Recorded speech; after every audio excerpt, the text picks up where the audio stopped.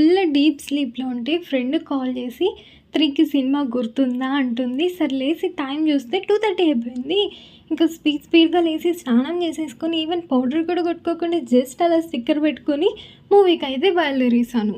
నేనే లేట్ అనుకుంటే auto uncle ఇంకా లేట్‌గా తోలుతున్నారు. ఇలా అయితే వర్కౌట్ అవ్వదు. ఆల్రెడీ 2:50 అయిపోయింది. స్టిల్ నేను ఇంకా బొంతలమ్మ గుడి దగ్గరే ఉన్నా అనమాట.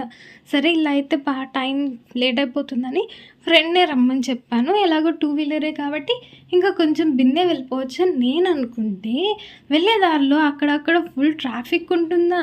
మొత్తానికి అయితే సినిమాకి చేరే లోపల సినిమా స్టార్టే అయిపోయింది. ఈరోజు మనం వచ్చిన మూవీ పేరేంటో తెలుసా? మిరాయి.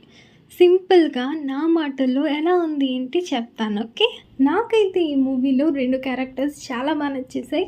ఫస్ట్ వన్ వచ్చేసి అంబిక, అది శ్రేయ గారు. నెక్స్ట్ వచ్చేసి మంచు మనోజ్ అన్నయ్య క్యారెక్టర్. అంటే మనం ఎప్పుడు మంచు మనోజ్ గారిని హీరోగా చూడడమే కానీ ఇలా ఒక విలన్ క్యారెక్టర్‌లో ఇలాగ చూడడం కొంచెం డిఫరెంట్‌గా అండ్ చాలా బాగా అనిపించింది. తేజ గారిది అండ్ గెటప్ సీను గారి యాక్టింగ్ అండ్ టైమింగ్ కామెడీ కూడా పర్ఫెక్ట్‌గా ఉన్నింది అండ్ చాలా బాగా అనిపించింది నాకు. ఇవంతా ఒక ఎత్తంటే మూవీలో బ్యాక్‌గ్రౌండ్ మ్యూజిక్, మెయిన్ ఆ ఫైటింగ్‌లో వాడినటువంటి వెపన్స్ కామన్‌గా కత్తులు ఇలాంటివే కాకుండా కొంచెం వైబ్రేటెడ్ వెపన్స్ ఇలాగ యూజ్ చేశారు కదా కొద్దిగా యూనిక్‌గా. ఇవన్నీ చాలా బాగా అనిపించింది. అంతా ఓకే. కానీ ఫైనల్‌లో మాత్రం మంచు మనోజ్ అన్నయ్యని చంపడానికి బాణం వేసి చంపేస్తారు కదా! యాజ్ ఏ ఫ్యాన్ గర్ల్‌గా అది మాత్రం కొంచెం హర్టింగ్‌గా అనిపించింది చూడ్డానికి. ఎక్సెప్ట్ దట్ పార్ట్ సినిమా అయితే ఓవరాల్‌గా చాలా బాగుంది. మీరు కూడా ఇంకా ఎవరైనా చూడకపోతే మస్ట్ అండ్ షుడ్‌గా థియేటర్స్‌కి వెళ్ళి కన్ఫర్మ్‌గా చూడండి.